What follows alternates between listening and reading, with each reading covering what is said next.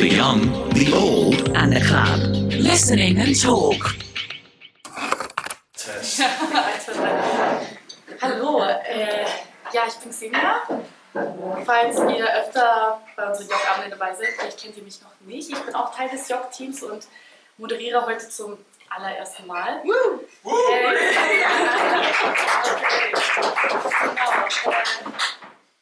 So, das Intro noch auf Deutsch. Genau, im Rahmen der Ingolstädter Jazztage haben wir vom YOC-Team einen ganz besonderen Gast, der auch perfekt zu uns passt, und zwar Amir Abdullah oder auch DJ Amir. Wir sind super happy, einen echten Kenner und auch Urgestein aus der Jazz-, Hip-Hop- und Funk-Szene bei uns begrüßen zu dürfen. Ja, genau. Genau, das sind heute erstmals auf Englisch. Ja, genau. Welcome, DJ Amir. Thank you very much.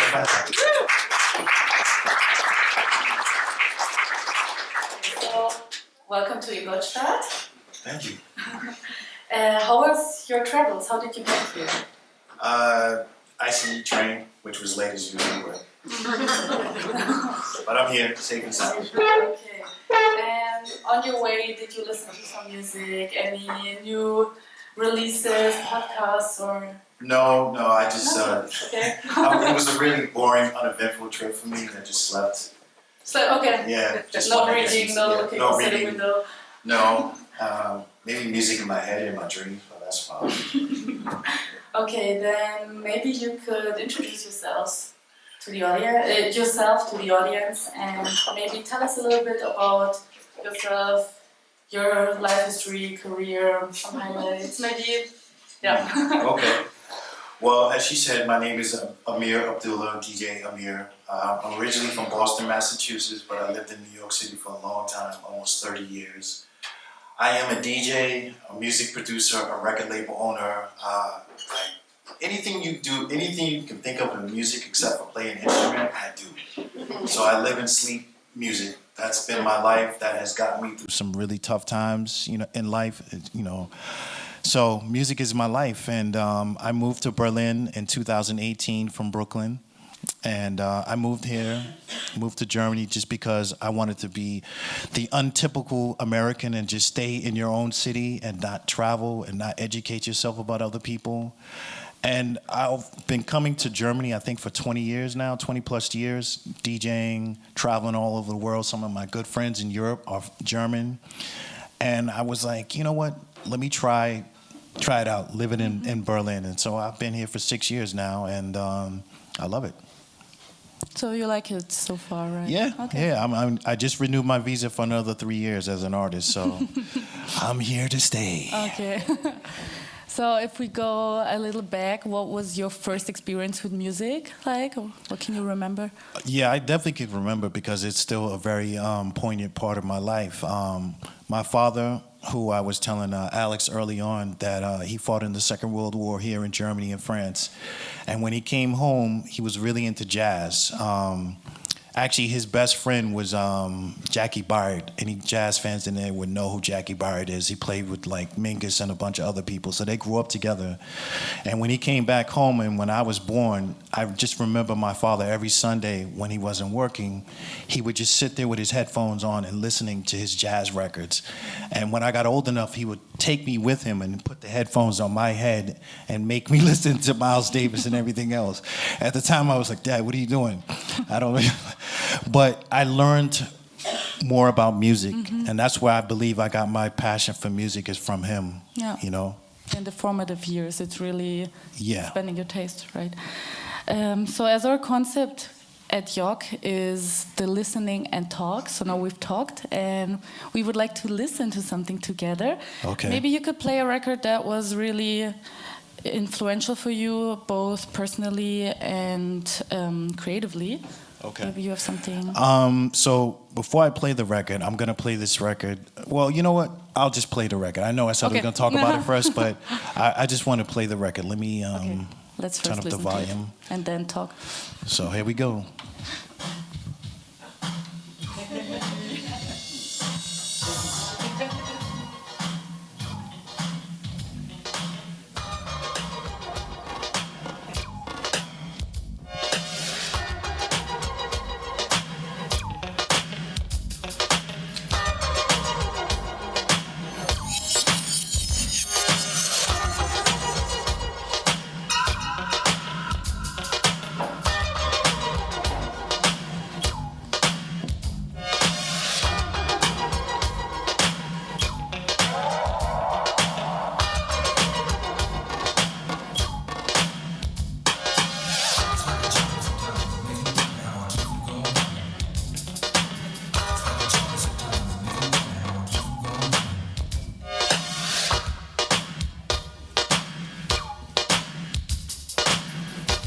Man, I think this might be the instrumental. Yes, there we go.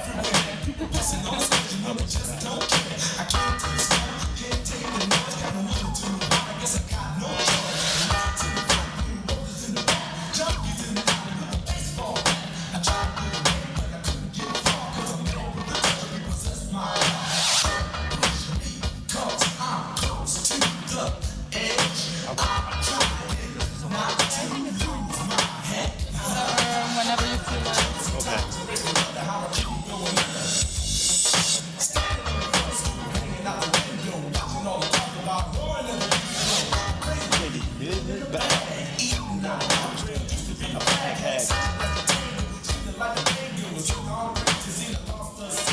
So I'm sure everybody knows that song. It's a like iconic hip hop song. But when that came out, I was probably like 12 or 13 years old. And, you know, obviously I'd heard like the Sugar Hill Gang, you know, as one of the first hip hop songs. And that was a good song to party to. But when I heard this song, I was like, finally somebody's talking about where I live. Because when he's talking about broken glass and rats in the front room, roaches in the back, literally that was my life growing up in the projects in Boston. You know what I mean? So like, I felt like somebody understood what I was going through. And that meant a lot to me. You know what I mean? It meant so much to me. Like even now I get emotional about it because it's like, finally somebody was really speaking to the youth at the time. And you feel hurt as well, right? Yeah, you feel hurt because, you know, no one should have to live like that. You know, no one should have to live like that. But that was just capitalism at its finest or worst, or whatever you want to call it. So that song was very formative for me because it finally gave me my music that I can listen to. Because my father, jazz was his thing. He grew up on jazz. And so I wanted to have something that I could call my own that, you know, formulated me. And that was hip hop, you know? So that's why I chose this song because even to this day, I know the lyrics, you know, like when I met Melly Mel, I just told him how much you meant to me, how much this song meant to me. And like, I could relate to you, relate to what you were going through at the time. Because you grew up in New York, I grew up in Boston, but it's very not unalike. Yeah, same thing. So, yeah, talking about where you grew up, so you also lived in New York as well. Would you describe yourself as a New Yorker as well? Well, that's a bit of a controversy because when I first moved to New York in 1994, people were like, you're not a New Yorker unless you've been here for 10 years, right? That's what New Yorkers say. But I've been there for 30 years almost now. Well, 30 years now, actually. And I still don't consider myself a New Yorker, but when I'm here in Europe, I just say I'm from Brooklyn because when I say I'm from Boston, people are like, what? Okay. Like, where's that? You know? Yeah. And it also, when you say you're from New York, it carries extra cachet for people because they're like, oh, Brooklyn. You know, like I've traveled all over the world, and I mean, the people in the smallest towns know about Brooklyn. Yeah. So. And now you live in Berlin, and you probably also go digging there. You've been digging in New York, now in Berlin. Are there any differences when it comes to digging, and can you also find music that you relate to here, or?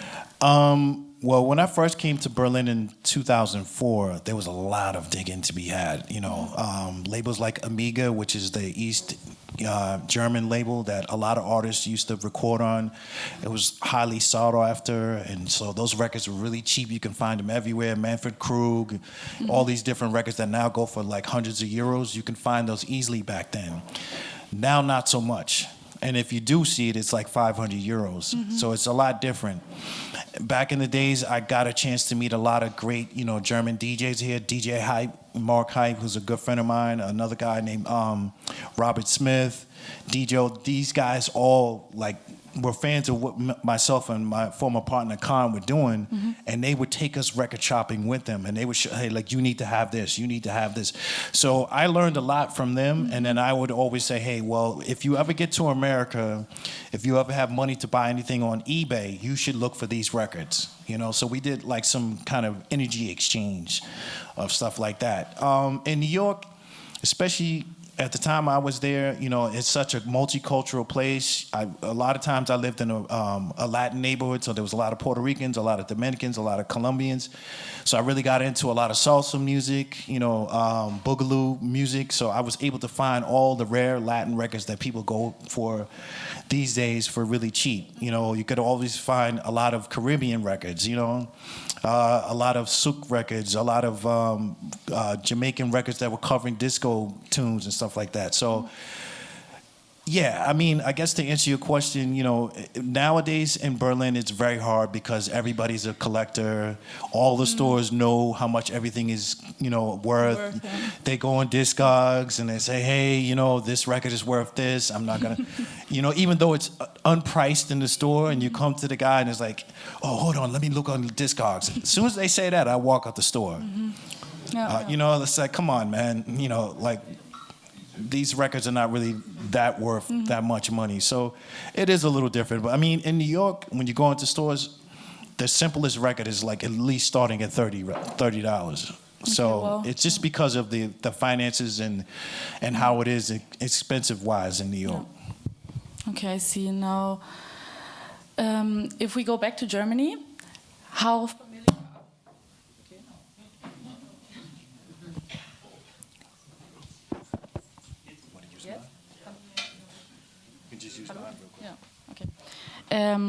yeah, back in Germany, how familiar are you with the jazz scene here in Germany? What are your thoughts about it? Do you have any recommendations for us?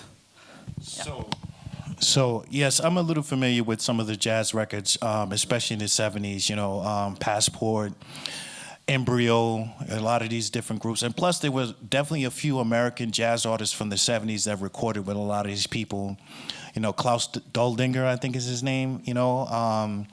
So I know them, and I don't know how many people know in the audience, but the last Jazz Nova record from 2 years ago, I actually produced that record, and that record came out on my label, so I know those guys.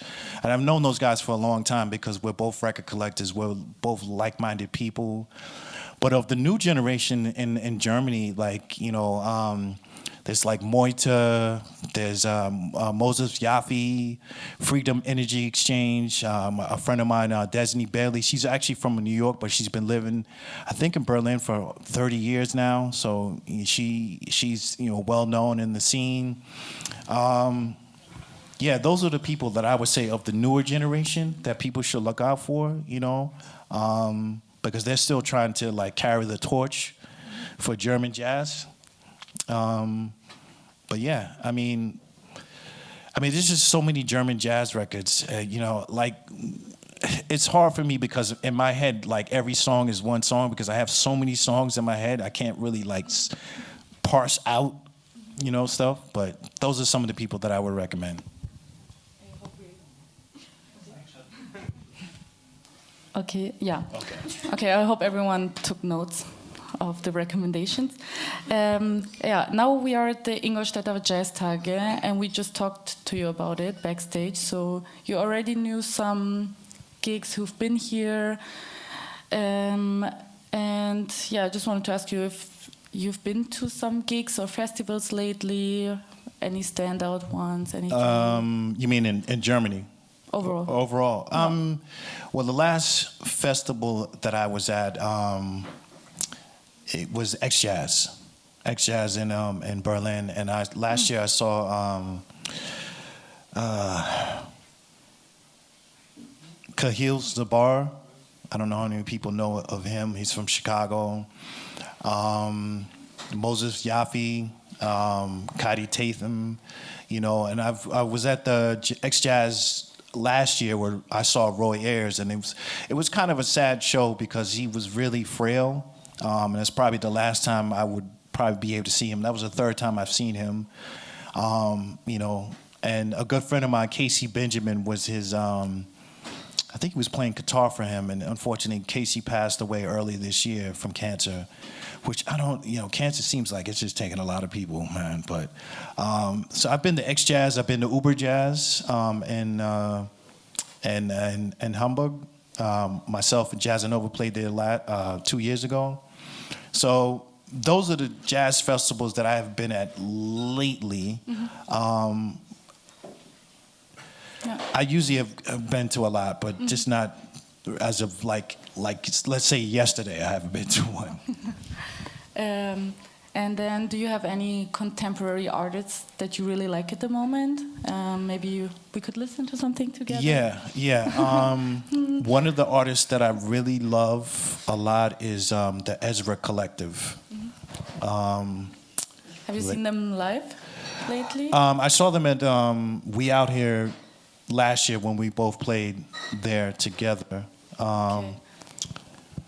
Let me see if I can find it because I thought I put it in here. Scheiße. Sorry. It's just like meine Deutsch ist ein bisschen, so it's not so good. Wow, I don't know why it's not on this. It's not on my USB. Sorry about that. It's not on my USB. Can't we connect the aux? Mit aux Handy verbinden, geht das? I don't know why. Maybe we can just play it from the phone. Yeah, I'm sorry. I hate to do this to you, but I'm gonna have to plug it in from the phone. I don't know why that's not in there.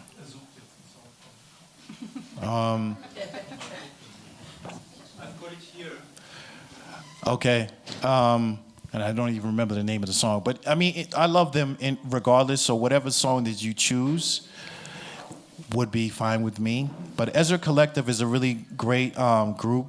It's one of the groups that I really appreciate from the London jazz scene. A lot of the young guys like Nabaya Garcia, is one that I really like a lot. Moses Boyd is another one. They have a really thriving young jazz scene in London. So, those are some of the people that I really would recommend. If you get a chance to see them, definitely spend your money on it. Mm-hmm. Because you're going to walk away impressed that these young musicians have chops.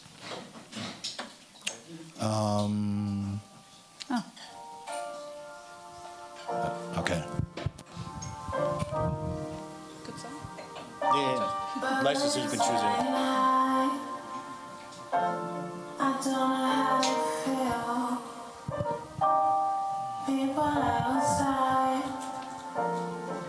it's such a something real, and I need mine to get me started. So to get me started, got to get me started. Give me baseline, give me that wine. Got me before dancing, and this is how you roll. Give me highlight, give me good times. Got me before dancing.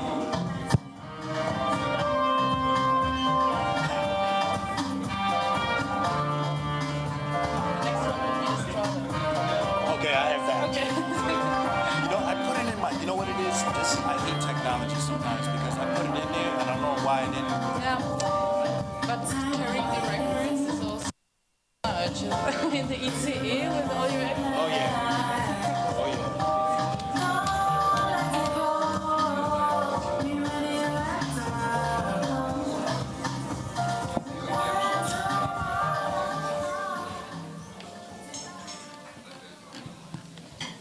Nice track. If I do say so myself. Okay, so you are both, as you explained, you are both a DJ and a record label manager. So you know both sides, being the artist and the executive. Right. So Right. yeah, we were wondering how the energy is there and what role do you prefer maybe, or what does it feel like to know the behind the scenes but also being the one in front of the crowd, so to say? Well, it feels good because I have an advantage over most people because I worked in the music industry for a long time. I used to work for a company called Fat Beats, which is a legendary hip-hop distribution and record label Okay. and store. This year is their 30th anniversary. So I was a DJ back then and also an executive. So I got to know what moves people, and I got to know what sells. That's like an advantage that most people, you know, you're either or, you're not both. So I enjoy both roles because I've been able to create synergy between the two of them, so that, you know, it's an easy flow for me to like switch hats at the drop of a dime, you know. And so, like, when I started my own label 12 years ago, and first of all, I started my own record label called 180 Proof Records. I secured the license rights to Strata Records, not Strata East, because a lot of people get confused, but Strata Records from Detroit. So, you know, when I started my record label, I already had an idea of what kind of moves people. I knew that me securing Strata Records would be a thing that people would get excited about. I remember when I first told Giles Peterson, oh my God, you know, like I knew I was going to get that reaction, because when you do your research or you know your music, you know what sells, you know what moves people. And I knew how to get the right distribution deals. You know, because a lot of artists start their own labels, but they don't have the business acumen to, you know, to be able to get the records out to the, you know, right people. So, you know, yeah, I enjoyed both. Then what does a typical day in your life look like? Or is there well, the typical like day, I'm a late night person, just in general, so I'm always up till like at least 4, even if I'm not DJing, so my days start late. So I get up around like 1 p.m., have my coffee, and I'm just stuck at my computer until like 4, unless I'm out, you know, DJing. I do go out and get some air and some sun, unless I'm outside and it's the summer and I'm doing work outside. But, you know, I get up around 1, and also sometimes I get up that way because I'm doing a lot of work with people back home in the States, and they're 6 hours behind us. So 1 o'clock for us, it's like, I think it's like 7 a.m. So they're just kind of starting their day. So we're both starting our day at the same time. efficient? Yeah. Yeah, exactly. So that's what my typical day is. Like I'm on the phone, I'm doing emails, you know, negotiating certain things. You know, like right now I'm about to put out another Strata, Sound of Detroit Volume 2 compilation of Strata. So when I get back, I have to listen to the transferred masters to see which songs I want to put on the next compilation. So that takes time as well, you know. So like I said, I just live, sleep, eat music. Yeah. You just mentioned your label, 180 Proof Records, and also Strata Records. So you own the rights of the recordings, of the releases and recordings. How did that come about? And maybe you can tell us a little bit about Strata. Okay, well, I don't own the rights to it. I have the license rights. So I'm the exclusive license right holder to the catalog. And the way that came about is, like I said, I'm a record collector, and I have a friend, James Glass from San Francisco, and he really wanted this Common, you know, the rapper, 12-inch from back in the days that I had. I had a box of them because I used to be an intern at that label, and he wanted one, and he was like, "Well, I'll give you this Lyman Woodard record." I had never heard of Strata Records at the time, or Lyman Woodard.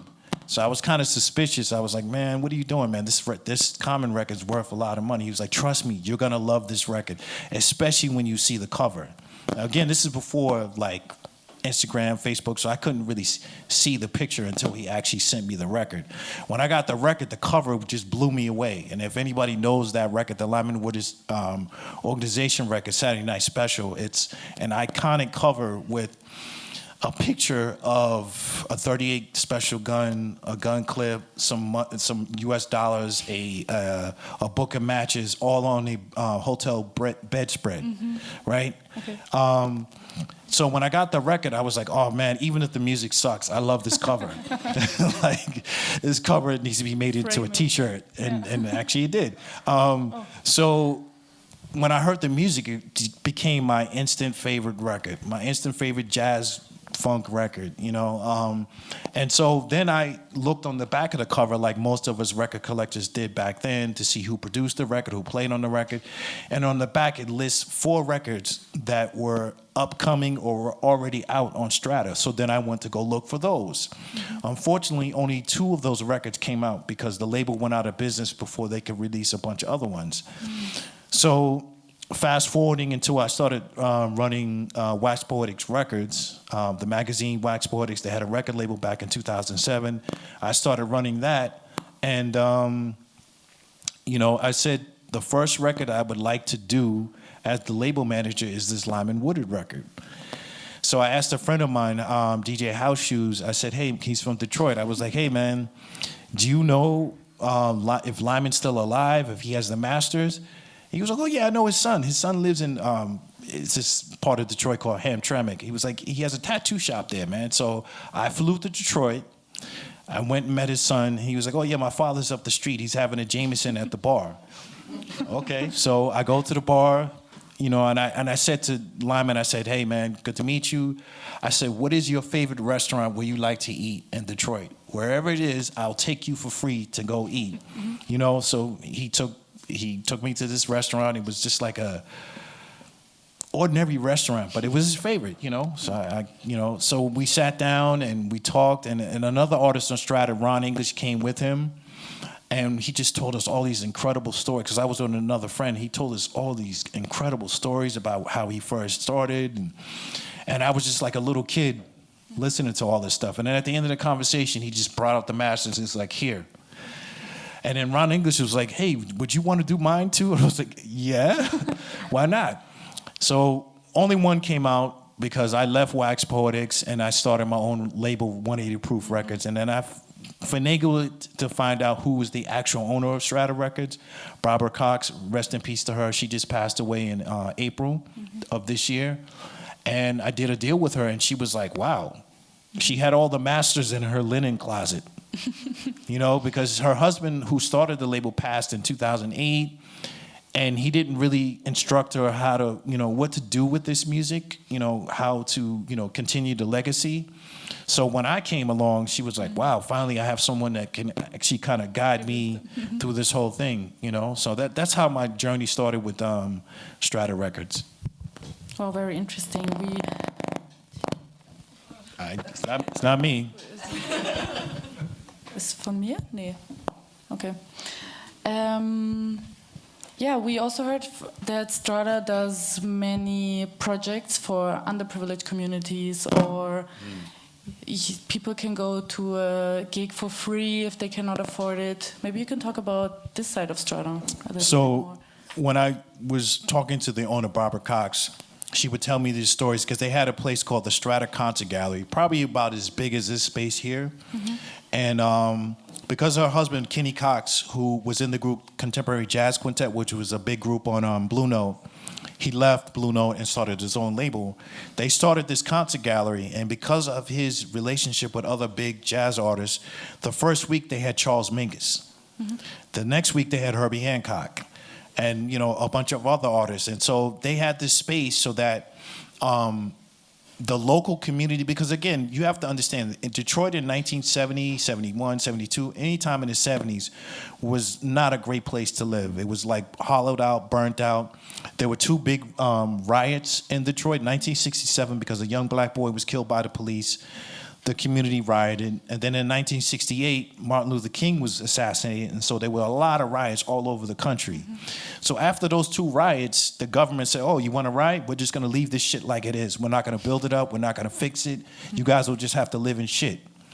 And so a lot of community activists said that, okay, you know what? We have to make something better out of this, even if the government doesn't want to do it. So Kenny's option was to open up this concert gallery.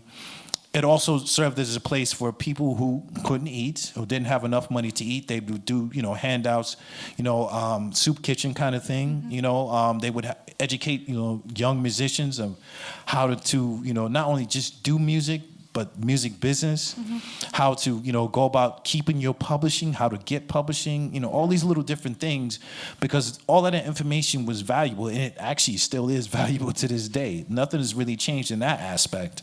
So Strata was, that's why when you talk to a Theo Parrish, when you talk to a Moody Man, they all say, Strata was like very influential in my life because of things like that. They helped them, yeah. So now that we've heard about Strata, do you have like a typical Strata record for us, or maybe your favorite one? Yeah, I'm gonna play you my favorite one. Okay. The one that when I first heard it, I was like, yeah, this is my favorite record. Okay. So this is Lyman Wooded Saturday Night Special. Enjoy, y'all.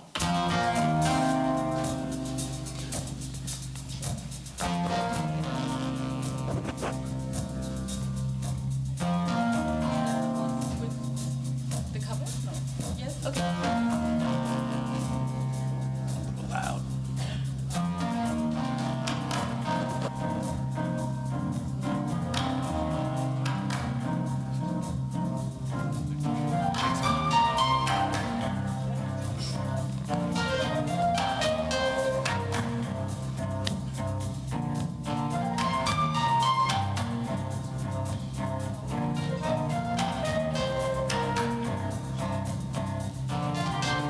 I think I'm gonna skip through the song to my favorite part. Yeah, sure.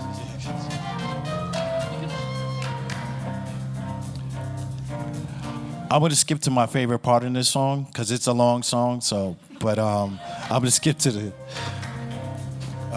shit.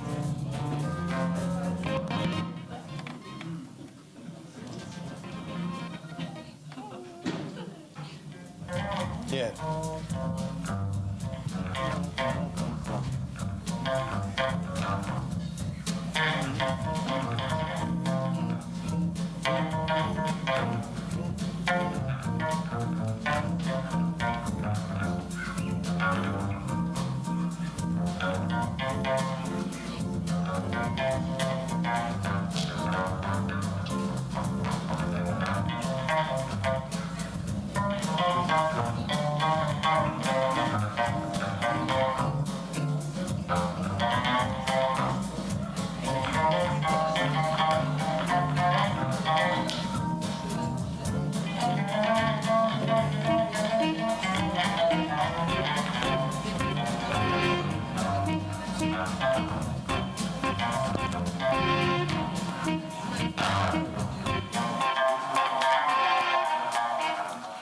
So as you can see, that's a very lo-fi song, but I don't care because that adds to the character of the song. You can hear the dirty bass, you can hear like the clicks and all of that stuff, and that to me is like that's the soul. That's why they call Strata Records the sound of Detroit, because it is really the gritty sound of Detroit. And so, that's one of the reasons why I really love this record. It wasn't something that they had a big budget to do. It's a real quick story about this record. So the Hammond B3 that Lyman's playing and the Mellotron, I don't know how many people know what a Mellotron is. It's something that, yeah. So a Mellotron basically is if you can't afford a string section, it kind of emulates sounds like that. But that Mellotron and that Hammond B3 that Lyman is playing was donated by John Lennon and Yoko Ono because one of the guys that was associated with Strata Records, John Sinclair, rest in peace to him as well, because he just passed away in April as well, was the manager of MC5, the rock group. And because of that relationship, he knew John Lennon and Yoko Ono, and they donated that to Strata. So Lyman is playing actually what John Lennon used to have on that record, which to me is also a very special aspect of the record. Yeah, so there are many things coming together with this track. It's the first you heard Yep. from Strata. It has the nice cover. Yeah. And also the backstory. It's like the perfect world, It's just yeah. fate, yeah. So we just heard how you went from jazz to hip hop when you first heard the first track that was really you. What would you say is the influence of jazz on more modern or different genres like hip hop or electronic music, techno, house? Yeah. Excuse me. I would say that like jazz and hip hop have a very synergistic relationship because they are both based on improvisation and coming from the soul, and also making something out of nothing. I mean, a lot of hip hop people couldn't afford to get, traditional music lessons or learn to use an instrument, so they used a turntable and records that their parents played, and they, influenced them. A lot of jazz people in the beginning, of jazz, when they were doing it in New Orleans and Kansas City and places like that, were using, instruments that weren't necessarily, used by a lot of different people. So there's a lot of kindred spirit between jazz and hip hop because of that, and just being able to, not do music in the standard way. A lot of jazz music is, when it first came out, people were like, this is crap. You're not following the traditional boom, boom, boom, like 1, 2, 3, 4 or whatever of music. And they're like, no, this is coming from my heart. This is coming from my soul. And it's the same thing with hip hop. And I think that's the reason why there's such a synergistic relationship between the two of them. Yeah, I think it's interesting because also nowadays there are some jazz house type of music. Yep. What's your opinion on that? Because I always see I love jazz house because I love house music too. I mean, being a DJ, putting my DJ hat on, like I love playing jazzy house, or even like a friend of mine from Detroit, Wajid, he does this thing called, techno jazz, so it can be, because again, a lot of that music, from hip hop to disco, it all has roots in jazz and blues anyways. So you're only doing something that's an extension of something before you. Yeah, because sometimes on social media or on YouTube, if you see some jazz house, the comments are always full of, that's not real jazz should be... Yeah, so I wanted to hear your opinion on that. The funny thing is that people used to say that about Miles Davis when he started doing jazz fusion, because my father was one of them. My father would never listen to Miles Davis when he started doing that kind of music, because he was like, I'm a bebop guy, so he wouldn't listen to Miles. But Miles he always said that if you continue to keep doing the same shit, it's boring. It's not progressing. You're not pushing the culture forward. And I agree with him. You can't just keep doing the same thing because it becomes stale and boring. So do you maybe have a record for us that shows the Yes, influence? I do, and I do have it this We time. know what we're talking about.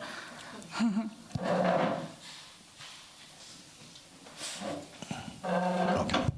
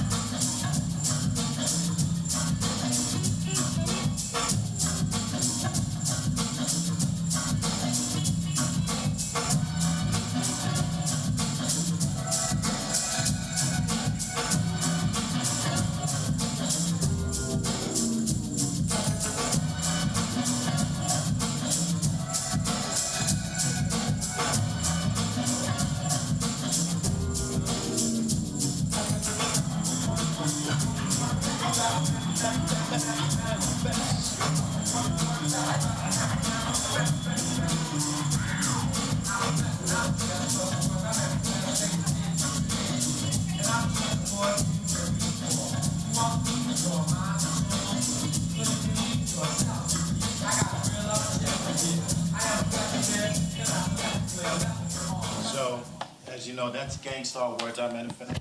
Sorry, that's Gangstar Words I Manifest. One of their first, I think that's off their first album, and that sample is A Night in Tunisia. Dizzy Gillespie is his version, or he's the original person that did that track. So, that's a perfect blend of jazz and hip hop. DJ Premier on the cuts, Guru, who later went on to do Jazzmatazz. I think this is probably the catalyst for him wanting to do Jazzmatazz later on. But that's when I think of jazz and hip hop, I think of that. And also, I didn't really want to play the song because it's kind of too cliche. But their song Jazz Thing. you know, was another one that from the Mo Better Blues soundtrack, you know, if you've seen that, the Spike Lee movie from the 90s. That was another big jazz hip hop record. But when I think of jazz and hip hop, I think of, you know, Gang Starr, because they were some of the early purveyors of jazz and hip hop besides Tribe Called Quest. Talking about the hip hop, J Dilla is a very mythical figure. Can you talk a little bit about your connection that you had with him? Yes. So again, my friend DJ Howard Hughes from Detroit, he called me one day and he was like, "Hey man, how would you like to do a record with?" Well, back then we used to call him JD, right? He wasn't called Dilla yet or J Dilla at the time. And I was like, "Yeah, man, you know, send me the record." And he sent me the record, and it was this record with this artist named Fat Cat called "Dedication to the Suckers," and that was the first record that I did with him. But how I got to know of Slum Village, his group, J Dilla's group, was when I was working at Fat Beats. Two DJ friends of mine, DJ Babu and DJ J Rock, they went to Japan and they went record shopping, and then we at Fat Beats paid them to do an exclusive mixtape. When I say a mixtape, I'm talking about like an actual cassette tape. I don't know how many people remember that in this audience, but that used to be a thing. Because I know I used to do it myself. So they came back and they played these two Slum Village songs, I Don't Know, and Players. And I was like, who the fuck is this? I'm sorry, I don't know, I hope I can curse. But I'm like, who the fuck is this? This sounds crazy. Like, I've never heard somebody do beats like this because, again, most hip-hop started getting into the traditional thing. All the beats got to start on the one. But he never started his beats on the one. It would be on the 3 or the 4. It would just be all over the place. And we were just kind of like, what the hell? Who is this person? You know, but it just sounded so refreshing. You know, like and I don't know, there's like a chord. He cuts up or makes a collage of all these James Brown sayings that it makes it say something that James Brown wasn't saying. But it fits the song, and I'm like, that is ingenious. Who does that, you know? And so I knew of him since then, and then, you know, he was already doing, JD was doing stuff for the Far Side. He did the 3rd Tribe Called Quest album, which is escaping my mind right now, but he did the 3rd Tribe Called Quest album. And so after I did the record with Fat Cat and him, and then I did the first 2 Frank and Dank 12 inches with him, which were his 2 artists that he was working with. So, yeah, I mean, I knew him. The last time I actually saw J Dilla was in Cologne when he was on tour with Stone's Throw, and I happened to be in Cologne, and I snuck backstage and I saw him. And this is at the time when he was in a wheelchair, because he had passed away from lupus, I think. Was the disease that he had. But he was a very influential producer. Everybody started making beats like him, copying his style, you know. But the unfortunate thing, which I like to tell people because they need to know this, is that when he was making all of this music, he got no love. A lot of those records that are revered now, that people are like, oh my God, they were not selling at all. Like, I know because I pressed some of those records. I got some of I took a chance because I loved the record, but couldn't sell it. You couldn't give away those records. Now, people are in love with him. So I only say that to say, is like, if you see someone who's great and you love their music, give them their flowers now. Because it's always good to be in the present. Because when they're gone, they don't know that. Yeah. At least as far as I know, they don't know that. But, you know, so, yeah, that was my relationship with him. And he was a really, you know, good person too. Yeah. And now we've talked about your executive side. Now let's go back to the DJ side. You've been a DJ for over 30 years. Yeah. Right? And if you were your 15-year-old self right now, these days, how would you approach your passion for music? What would you do? The same? Would you collect vinyls now? Would you go digging on YouTube or? Well, I would definitely still collect vinyl. I wouldn't dig on YouTube because the sound quality is horrible. Because you're not going to get a FLAC or a WAVE or an AIFF file of it. So. You're going to get a really shitty file, and that's the worst thing, is to be able to hear great music and it sounds like shit in terms of sound quality. But if I'm going to talk to my 15-year-old self, is like, take more time to be able to connect to the music and like learn how to read a crowd. Just because you make a set in your bedroom and it sounds amazing does not mean it's going to sound good on the dance floor. And I had to learn that the hard way because, you know, again, you're like 16, 17, You're you know, so whatever. confident in your taste. Yeah, you know, so this is going to be great. And I remember the first time I played out and this person came to me and was like, man, can you play something else, man? It's really slow. But in my head, it was like, oh, this is going to be great. Yeah. You know? And I was like, okay, I got egg on my face. Thanks. So, you know, I would say that to myself and just, you know, be patient, you know, because at the time I really wanted to like get out into the club and really, you know, get out in front of people and learn how to DJ. It's like, you know, no, actually learn how to DJ, know your music, you know, take your time. Then what, in your opinion, makes a good DJ? Because nowadays you are, well-known musicians like producer Mark Ronson or Questlove of The Roots, they name you as their favorite DJ, or so you are our favorite DJ's favorite DJ. Thank you, guys. Then it would be interesting to know what makes a good DJ for you, or well, when I what are go your out, heroes? okay. Well, I'll start the first one. Yeah. So, what makes a good DJ for me, especially when I go out and I see other DJs, is like someone who knows how to read a crowd. So, for instance, if it's okay to make a mistake, it's how you get out of the mistake mixing. Because so many DJs, you know, and I don't have a problem with people using the sync button so that everything syncs up and, you know, there's no mistake. But a good mistake every once in a while is not bad for you because, you know, it shows you humility, first of all, and how you fix that mistake impresses me. You know what I mean? It impresses me, and how you read a crowd and how you know your records. Knowing your records, like from top to bottom, from the first bar to the last bar of the record, you know, is very important. And not just playing records that are just hot for the club. You know, like so many DJs now, I get it because, you know, they want to be superstar DJ. That's not something I wanted to be. I just wanted to be in front of people playing music I like. That's a difference. You know, a lot of DJs now, they should be passionate about what they do. I don't care what kind of music you're playing. I don't care if it's Afrobeat, I'm a piano, drill music, whatever. As long as you are passionate about what you're doing, it's going to show when you're doing it. You know what I mean? So like, just have the passion for what you're doing, and you know that will go a long way. I think besides knowing your records, obviously skill. So that's why I said I would start off on vinyl because you learn to DJ from your ear instead of looking at a screen. Nobody wants to see you look at a screen all night. Like look up, see the crowd. You know, like. You might see an attractive person there, you know, like you never know, you know what I mean? If you just look at your screen all day, that's all you're gonna do.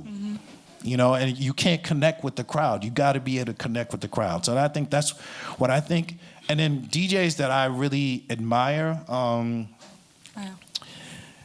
I don't know if you would know of them, but a good friend of mine from London, Charlie Dark, he was in this group called Attica Blues that was on Mo Wax back in the days. He's a DJ. He's a very good DJ, knows his music, still DJs on vinyl, which I'm like, you're crazy, because I'm not carrying all, we're in the 50s. There's no way in the world I'm carrying all that vinyl around the world. But a good friend of mine, Geology, who's also from Brooklyn, another one that carries a lot of vinyl. But, you know, these guys, you know, they're not afraid to, this is another thing as a good DJ, not afraid to take a chance.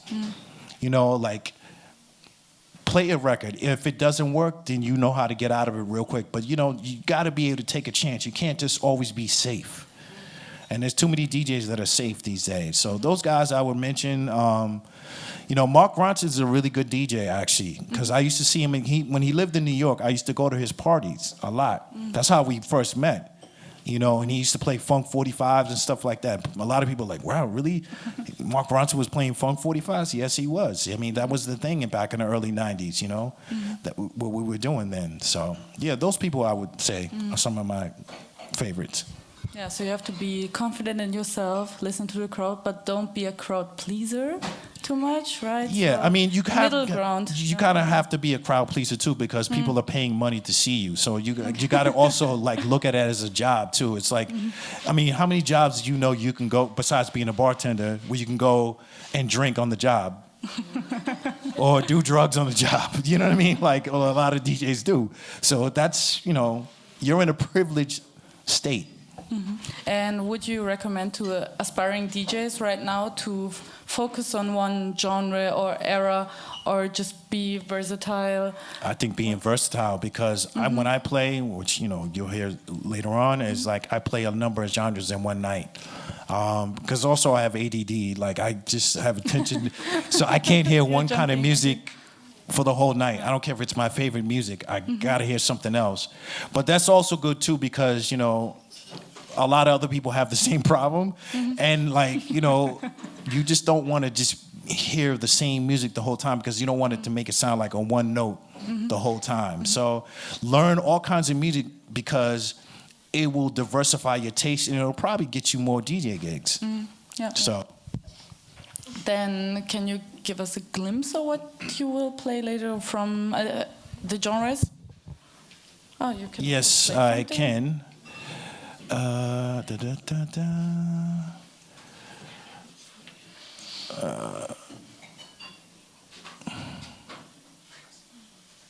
All right, this is one of my favorite songs. I'm not going to necessarily play this song tonight, but something similar to it.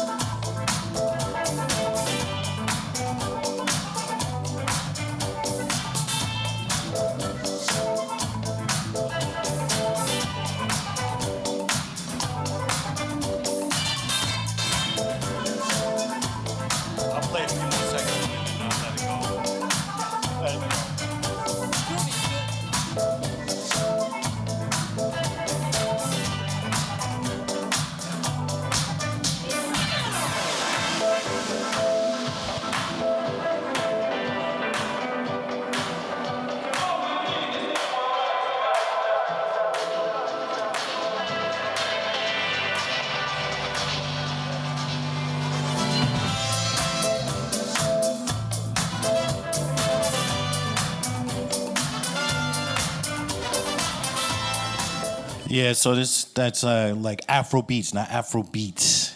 That's like more of like the Fela kind of vibe. This guy's, I think he's from Nigeria as well. It's a Captain Planet remix of the song. Excuse me, I cannot pronounce his first name, so forgive me. But it's one of the songs I really like to play a lot. Yeah. We will just open Shazam later and. Oh check yeah, everything. this is an easy one to Shazam. I mean, Yeah. there's a lot of songs I do this a lot. I play songs that I know that people can't Shazam, so just to fuck with people. But you know, hey. And you're covering the. No, so no one can No, see it. no. You know, that's what we used to do back in the days. I know Like on the vinyls they used to you would scratch out. it. Yeah, so I don't do that anymore, because music is for everyone. Like it's a way to entertain people and also educate people. So Yeah. who am I to It's nice to stop share. people? Yeah, you know what I mean. So. So now, as we're heading towards the end of the interview, first of all, I would like to ask you, what are your plans for 2025? And Wow. Okay. So right now I'm working on a film documentary on Strata Records, because some of the stories, like the John Lennon Yoko Ono thing, I have a director, I have a producer, I have people that are going to be working on it. So right now we're just trying to film some of the surviving members of Strata. So that's number one on my bucket list for next year, to hopefully get it out. Second thing is I've been working with a writer, because I'm going to be doing publishing a book about myself. So all the stories about, because I have, when you get to know me, I have a lot of stories about a lot of famous people in the music industry, because I work with everybody you could name in hip hop. And I was a fly on the wall in a lot of places, in a lot of rooms, and seeing things and worked with people. So that's coming out. I'm doing a photo exhibition with one of the original photographers from Strata. She's actually German. She grew up in what is now Kaliningrad, which used to be Königsberg, back in the days when it was Prussia, right? She grew up there, escaped in 1956, and fled to Detroit. And she has a lot of famous photographs. One of the most famous one is the Fela one when he has his hands raised with the white stripes on his chest. She is the one that took that photo. That's a very iconic one that's used everywhere. She has so many photos of Strata that I'm trying to do a Strata photo exhibition with her. What else? Where will the exhibition be? I don't know yet. I'm working on that because that's a new world for me, and it has its own set of politics and bureaucracy. So I'm trying to navigate through that. And then I think the last thing I'm going to be doing is like I said, I did a record with Jazzanova. It was called Strata Records, The Sound of Detroit, reimagined by Jazzanova. So I'm going to do a part 2 to that, but with probably some English musicians, like the ones I talked about, like Nobia Garcia, Moses Boyd, or with some French musicians, you know. So I just want to continue to keep doing stuff that's positive, creative, and keeps me active, because I'm in my 50s now, and I don't want to be DJing at nightclubs, smoking nightclubs when I'm 60. So there it is. Then what has inspired you lately? Well, in terms of movies, because it's on Arte TV, which is here in Germany as well. A good friend of mine that passed away 12, 13 years ago, DJ Mehdi. He was a famous French producer. He worked a lot with this group called Justice. He produced mostly all of the French hip hop, from I.M. to Ideal J, you name it.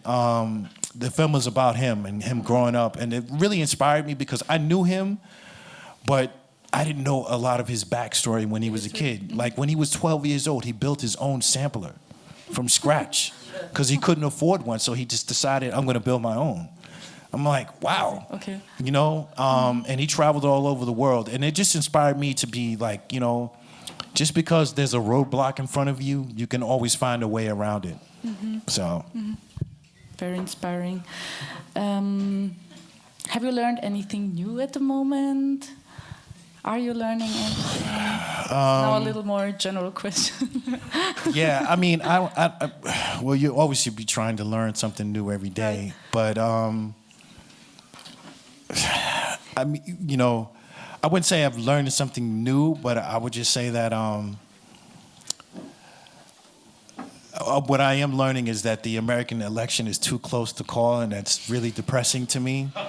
Really, really depressing to me. Yeah, that was also on the list, but yeah, I mean, it's really depressing to me, man, because for a number of reasons, you know, I just, the world just seems like it's going batshit crazy, you know, with America leading the race to hell, you know what I mean? It's just like, I don't understand what's going on.